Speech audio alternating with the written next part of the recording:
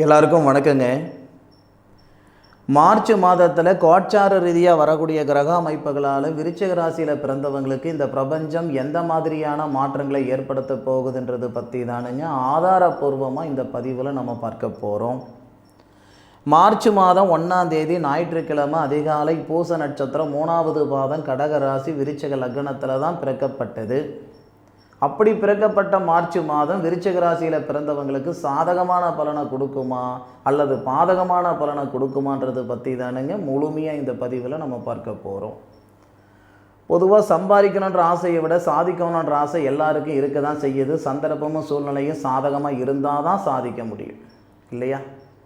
விருச்சிக ராசியில் பிறந்தவங்களுக்கு உண்டான மிகப்பெரிய ஒரு பிராப்தம் என்னன்னா தொழில் ஸ்தானாதிபதியாக சூரிய பகவான். வேறு யாருக்குமே அந்த பிராப்தம் இல்லைங்க.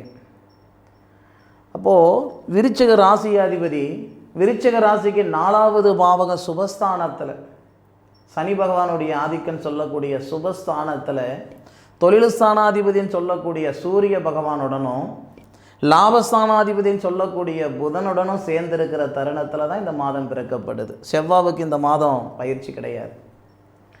அப்போ உங்களுடைய ராசியாதிபதியோடைய சூழ்நிலை ரொம்ப சிறப்பாக இருக்குது. மிகப்பெரிய அனுகூலத்தை கொடுக்கக்கூடிய அமைப்பாக இருக்குது. ஏன்னா உங்கள் ராசியாதிபதி செவ்வானா ராசிக்கு 12 கூடிய கிரகமும் 6 கூடிய கிரகமும் செவ்வாய் தானுங்க. ஒரு மனுஷனுடைய திறமையை வெளிப்படுத்துறதுக்கு உண்டான ஒரு இடம் எதுன்னு கேட்டிங்கன்னா இந்த 6வது பாவகம். அப்போது உங்கள் ராசியாதிபதி செவ்வாய் சூரிய பகவான் தொழில் ஸ்தானாதிபதியோடவும் சேர்ந்துருக்காரு, லாபஸ்தானாதிபதியுடனும் சேர்ந்திருக்காரு, சுபஸ்தானத்திலையும் இருக்காரு. அதே மாதிரி குரு பகவானுடைய பார்வை, இது எல்லாமே நமக்கு மிகப்பெரிய மாற்றத்தை கொடுக்கக்கூடிய கோட்சார கிரக அமைப்பு. நான் முதல்ல சொன்ன மாதிரி இந்த பிரபஞ்சம் எல்லாருக்கும் எல்லா நேரத்துலையும் சாதகமான பலன் தர்றதில்லை. ஒவ்வொருத்தருக்கும் ஒவ்வொரு தருணத்தில் தான் சாதகமான பலன் தரும். விருச்சிக ராசியில் பிறந்தவங்க நீங்கள் ஆணாக இருந்தாலும் சரி பெண்ணாக இருந்தாலும் சரி, வாழ்ந்த வாழ்க்கைக்கும் வாழ்ந்துக்கிட்டு இருக்கிற வாழ்க்கைக்கு சம்மதமே இல்லாமல் நான் இருந்துக்கிட்டு இருக்கிறேன் அப்படின்னு நினச்சிக்கிட்டு இருந்தாலும் சரி, உங்களுக்கு ஒரு தருணம் இந்த தருணத்தில் மட்டும் இந்த நேரத்தில் மட்டும் நான் சொல்கிற விஷயம் நீங்கள் செயல்படுத்தி பாருங்கள். அதன் பிறகு எனக்கு சொல்லுங்கள். உங்களுடைய சுய ஜாதகத்தில் உங்களுக்கு என்ன தசா புத்தி நடக்குதுன்றது எனக்கு தெரியாதுங்க. ஆனால் இந்த கோட்சார ரீதியாக இருக்கக்கூடிய கிரக அமைப்புகளில் இருக்கக்கூடிய நம்பிக்கை கொண்டு இந்த வார்த்தை நான் சொல்கிறேன். உங்கள் ராசிக்கு 2 கூடிய கிரகம் தனஸ்தானாதிபதி தனகாரகன் குரு. எப்படி நமக்கு தொழில் ஸ்தானாதிபதி சூரியன் வராரோ அதே மாதிரி தனஸ்தானாதிபதி தனகாரகன் வரக்கூடிய ராசி விருச்சிக ராசி 1. இந்த கும்பராசிக்காரங்களுக்கும் விருச்சிக ராசிக்காரங்களுக்கு மட்டும்தான் இந்த பிராப்தம் இருக்குது. அப்போது இந்த தனஸ்தானாதிபதின்னு சொல்லக்கூடிய ஒரு கிரகம், தனகாரகன் சொல்லக்கூடிய ஒரு கிரகம் லாபஸ்தானாதிபதியோடைய புதனுடைய வீட்டில் இருந்து புதனை பார்க்கிறார். ஒரு படி நீங்கள் முன்னுக்கு வச்சிங்கன்னா இந்த பிரபஞ்சம் 10 படி உங்களை முன்னுக்கு தள்ளும். எதிர்காலத்தில் நம்ம பயணிக்கிறதுக்கும் பின்னுக்கு அடிக்கக்கூடிய காற்றுல நம்ம காட்டில் மழை பெய்யுதுன்னு வச்சுக்கோங்களேன். அப்போது அதில் நம்ம பயணிக்கிறதுக்கு வித்தியாசம் இருக்க தானே செய்யும். இது வரைக்கும் நீங்கள் எதிர்நீச்சல் போட்டுக்கிட்டு இருந்தீங்க. இந்த மாதத்தில் ஏற்படக்கூடிய கிரக அமைப்புகள் எப்படின்னா வர்ற தண்ணியில் நீச்சல் அடிச்சுட்டு போகிற மாதிரி. நீச்சல் அடிச்சுட்டு போகணுன்னு அவசியம் இல்லை. அதில் நம்ம இருந்தால் அதுவாக அடிச்சுட்டு போயிடும். அந்த மாதிரி நீங்கள் படித்த படிப்புக்கு உண்டான உத்தியோகமாக இருக்கட்டும், அல்லது உத்தியோகத்தில் இருக்கக்கூடிய சிக்கல்களாக இருக்கட்டும், இல்லை தனியாக நான் தொழில் தொடங்குறேனுங்க அப்படின்ற எண்ணங்களாக இருக்கட்டும், 100% செயல்படுத்துவீங்க. ஒரு மைதானத்தில் 1000 பேர் ஓட்டப்பந்தயத்தில் கலந்துக்கிறாங்க, 1,00,000 பேர் கூட கலந்துக்கிட்டோம். எத்தனை பேர் கலந்துக்கிட்டாங்கன்றது நமக்கு முக்கியம் இல்லைங்க, யார் ஜெயிச்சாங்கன்றது தான் முக்கியம். நேர காலங்கள் சாதகமாக இருக்கிறது பயன்படுத்திக்கிறதும் பயன்படுத்திக்காமல் போகிறதும் உங்களுடைய சொந்த சௌகரியம். இந்த பிரபஞ்சம் யாரையும் கையை பிடிச்சி கூட்டிகிட்டுலாம் போகாது. ஏதோ ஒரு வகையில் தகவல் தான் உங்களுக்கு தரும். இதுதான் நம்ம பாதை அப்படின்ட்டு ஒரு வாய்ப்பு தான் உருவாக்கி கொடுக்கும். கடவுள் மனசு ரூபம்னு சொல்லுவாங்க. ஏதாவது ஒரு ரூபத்தில் நமக்கான பாதை இதுதான் அப்படின்ட்டு தெரிவிக்கும். இந்த நேரம்ன்றது தனஸ்தானாதிபதி தனகாரகன் சொல்லக்கூடிய ஒரு கிரகம் நம்ம ராசியை பார்ப்பது சிறப்பு. நம்ம ராசிநாதன் தன்னுடைய சொந்த சாரத்தில் அவிட்டம் நட்சத்திரம்ன்றது வசுக்கள் அவதரித்த நட்சத்திரம், செவ்வாவுடைய நட்சத்திரம். அது ஏற்கனவே தனஸ்தானாதிபதி தனகாரகன் அவருடைய சொந்த நட்சத்திரத்தில் இருக்கார். புனர்பூச நட்சத்திரம் ஸ்ரீராமர் அவதரித்த நட்சத்திரத்தில் குரு இருக்கிறார். அப்படி செவ்வாய் தன்னுடைய சுயசாரத்தில் இருக்கார். இந்த பக்கம் இருக்கக்கூடிய சனியும் அவருடைய சொந்த சாரத்தில் இருக்கார். முக்கியமான கிரக அமைப்புகள். ஏன்னா இந்த குரு பார்த்திங்கன்னா 3 இடத்துல பார்வைப்படும். இந்த செவ்வாய் பார்த்திங்கன்னா 3 இடத்துல பார்வைப்படும். சனி பார்த்திங்கன்னா 3 இடத்துல பார்வைப்படும். வேறு எந்த கிரகத்துக்கும் அந்த மாதிரி 3 பார்வை கிடையாது. 9 கிரகங்கள் இருக்குங்க. எல்லா கிரகங்களுக்கும் இந்த 7வது இடத்தை பார்க்குறது காமன். ஆனால் முக்கியமான கிரகங்கள் பார்த்திங்கன்னா செவ்வாய், சனி, குரு, அவங்களுக்கு மட்டும்தான் 3 இடத்துல பார்வை. இப்போ செவ்வாவுக்கு பார்த்தீங்கன்னா இருக்கிற இடத்துலேருந்து 4வது இடத்த பார்ப்பார், இருக்கிற இடத்துலேருந்து 7வது இடத்த பார்ப்பார், இருக்கிற இடத்துலேருந்து 8வது இடத்த பார்ப்பார். குரு 5வது இடத்த பார்ப்பார், 7வது இடத்த பார்ப்பார், 9வது இடத்த பார்ப்பார். இந்த சனி 3வது இடத்தையும் பார்ப்பார், 7வது இடத்தையும் பார்ப்பார், 10வது இடத்தையும் பார்ப்பார். அப்போது இந்த 3 கிரகங்களும் பார்த்தீங்கன்னா யாருடைய தயவு தாட்சியம் இல்லாமல் அவங்களுடைய சொந்த சாரத்தில் இருக்கக்கூடிய மாதம் தான் இந்த மார்ச் மாதம். ஆதாரப்பூர்வமாக உங்களுக்கு நான் பலன் சொல்கிறேன். அனாவசியமாக உங்களுடைய நேரத்தை வேஸ்ட் பண்ணலை, வீணடிக்கலை. அனாவசியமான பலன் கிடையாது. உங்களுக்கு நல்லதை நான் சொன்னேன்னா அது எனக்கு புண்ணிய கணக்கில் வந்து சேரும், கெட்டது சொன்னால் பாவ கணக்கில் சேரும். அது எனக்கு வேண்டாம். மடியில் கணம் இருந்தால் தான் வழியில் பயம். என் மடியில் கணம் கிடையாது. நீங்கள் யாருக்கு வேணும்னாலும் இந்த காணொலியை நீங்கள் ஷேர் பண்ணி பார்த்துக்கோங்க. நான் சொன்னது உண்மையாக பொய்யான்ட்டு. ஒருத்தர் பொய்ன்னு சொல்லிட்டா கூட நீங்கள் என் வீடியோ பார்க்காதீங்க. நான் என்ன சொல்கிறேன்னா, இந்த நேரத்தை நம்ம இவர் சொன்னது கரெக்டாக தப்பான்ட்டு நம்ம ஆராய்ச்சி பண்ணுறதுக்கு நேரம் இல்லை சாமி. ஏன்னா மார்ச் மாதம் பிறந்துருச்சு, 31 நாள் மார்ச் மாதம். இந்த மாதத்தை அனுபவபூர்வமாக நீங்கள் அனுபவித்து பாருங்கள். நான் சொன்ன விஷயம் நடந்ததுன்னா அடுத்த மாதம் என் மாத பலன் பாருங்கள். நடக்கலைன்னா அன்சப்ஸ்கிரைபர் பண்ணிவிடுங்க. நீங்கள் சப்ஸ்கிரைபர் வேண்டாம், அன்சப்ஸ்கிரைபர் பண்ணிவிடுங்க. இன்னும் சொல்லணும்னே மூஞ்சிலே முழிக்காதீங்க. நான் இதை விட வேறு என்ன சொல்ல முடியும்?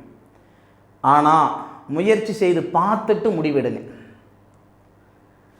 இந்த நேரத்தில் உங்களுடைய வாழ்க்கையின் தரம் வளரலைன்னா, வாழ்வாதாரம் உயரலைன்னா மீண்டும் இந்த மாதிரி ஒரு நல்ல சந்தர்ப்பம் வராதுங்க. உங்கள் ராசிக்கு 2 கூடிய ஒரு கிரகம் தனகாரகன் குருவுடைய பார்வையில் இருக்கார், சனியுடைய வீட்டில் இருக்கார். சனி குருவுடைய வீட்டில் இருக்கார், சனி குருவுடைய வீட்டில் இருக்கார். அந்த 3 கிரகங்களுக்கும் தொடர்பு இருக்குது. அதுபோக இந்த தொழில் ஸ்தானத்தை சூரியனும் செவ்வாயும் சேர்ந்து இருந்து பார்க்குறாங்க. அதாவது சூரிய மங்கள யோகம்னு சொல்லுவாங்க. சூரியனும் செவ்வாயும் சேர்றதுனால சூரிய மங்கள யோகம். அப்போ குரு பார்வை வேறப்படுது, குரு பார்வை செவ்வாய் மேலே, அப்போ குருமங்கள யோகம். அது மட்டும் கிடையாது, சூரியனும் புதனும், அதாவது 10வது பாவகத்துக்கு அதிபதி சூரியனும் 11வது பாவகம் லாபஸ்தானத்துக்கு அதிபதி புதனும். அப்போ புதனும் சூரியனும் சேர்றதுனால புதன் ஆதித்ய யோகம். ஏங்க ஒரு யோகம் இல்லைனாலும் ஒரு யோகம் நமக்கு வராதா? புதனாதித்ய யோகம் இருக்குது, குருமங்கள யோகம் இருக்குது, சூரிய மங்கள யோகம் இருக்குது. இந்த 3 கிரகங்களுடைய அமைப்பும் 10வது பாவகம் தொழில் ஸ்தானத்தை பார்க்குது. ஐயா, நீங்கள் ஆணாக இருந்தாலும் சரி, பெண்ணாக இருந்தாலும் சரி, தொழிலதிபதி ஆகணும். எப்படி தொழில் அதிபர் ஆகணும்னா இந்த நேரம் நல்ல நேரம். என்ன சார் இப்படி சொல்கிறீங்க? உண்மையா சார்? இன்றைக்கி சம்பாதிச்சவங்களோ சாதித்தவங்களோ 1000 பேருக்கு, 5000 பேருக்கு, 10,000 பேருக்கு, 1,00,000 பேருக்கு வேலை கொடுக்கக்கூடிய நிறுவனத்தார் எல்லாருக்குமே இந்த பிரபஞ்சம் ஒரு சந்தர்ப்பம் கொடுத்துருந்துருக்கும். இல்லை தாத்தனால் யார் முன்னுக்கு வந்தால், அப்பனால் யாருக்கு முன்னுக்கு வந்தான், இல்லை ஜாதி ஜனத்தால் யார் முன்னுக்கு வந்தாங்க? தானாக கையூனி கரணம் போட்டவங்க ஏகப்பட்ட பேர். அதில் விருச்சிக ராசியில் பிறந்தவங்களுக்கு சொல்லவே தேவையில்லை. இது வரைக்கும் நீங்கள் விருச்சிக ராசியில் பிறந்திருக்கிறீங்க சாமி, இது வரைக்கும் யாராவது ஒருத்தரால் நீங்கள் மேலுக்கு வந்திருக்கிறீங்களா? சொல்லுங்கள் பார்க்கலாம். அப்படி ஆமாங்க நான் மேலுக்கு வந்தனுங்க அப்படி நீங்கள் சொன்னால் நீங்கள் என்ன சொன்னாலும் கேட்டுக்கிறேனுங்க. இந்த நேரம் அப்படின்றது இந்த பிரபஞ்சம் கொடுக்கக்கூடிய வாய்ப்பு, மனசன் கொடுக்கக்கூடிய வாய்ப்பு கிடையாது, பிரபஞ்சம் கொடுக்கக்கூடிய வாய்ப்பு. உங்களுடைய தொழிலில் இருந்து அடுத்த கட்டத்துக்கு போகணும்னா இந்த நேரத்தை பயன்படுத்திக்கோங்க. நான் ஒரு நிறுவனத்தில் இருக்கிறேனுங்க, வேறு நிறுவனத்துக்கு போகலாம்னு இருக்கிறேனுங்க, தாராளமாக தைரியமாக செஞ்சுக்கோங்க. நான் கமிட்மெண்ட் இருக்குது, அந்த கமிட்மெண்ட்டுக்காக தான் இந்த வேலையில் இருந்துக்கிட்டு இருக்கிறேன். இருந்தால் வேலை கிடைக்கலன்னா வேறு வேலைக்கு போய் கிடைக்கலன்னா என்ன பண்ணுவேன்? வீட்டு மேலே சோத்தை போட்டால் 4 காக்கா இல்லை 40 காக்கா. எங்கள் ஊரில் பழமொழி உண்டு. வீட்டு மேலே 4 சாதம் போட்டோம்னா ஒரு காக்கா வராது, ஊருப்பட்ட காக்கா வரும். அந்த மாதிரி ஒரு நிறுவனத்தார், ஒரு நிறுவனத்துக்கு நாம தேவை. நமக்கு அந்த நிறுவனம் இல்லைன்னா வேறு நிறுவனம் இல்லையா? துணிஞ்சு முடிவெடுங்க.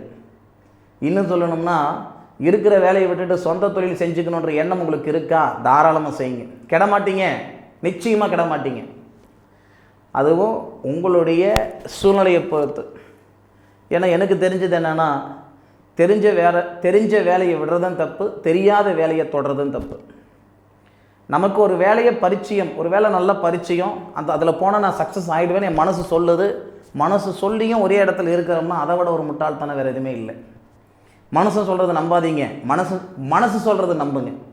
உங்கள் மனசு ரொம்ப நாளாக ஒரு விஷயம் சொல்லிக்கிட்டு இருக்குது, செய்ய சொல்லிகிட்டு இருக்குது, அதனால் செய்ய முடியலைன்னா இந்த நேரத்தை பயன்படுத்திக்கோங்க. நிச்சயமாக சிறப்பாக இருக்கும். ஒரு நாள் இல்லைனாலும் ஒரு நாள் உங்களுக்கு நான் தேவைப்படுவேன். உங்கள் வம்சத்தில் யாரும் வாழாத வாழ்க்கை நீங்கள் வாழ்ந்துட்டு இருப்பீங்க. அன்னைக்கு என்னுடைய ஞாபகம் வரும். அன்றைக்கி அந்த தம்பி சொன்னது கரெக்டாக போச்சு அப்படின்ட்டு. நல்ல நேரங்க, பயன்படுத்திக்கோ.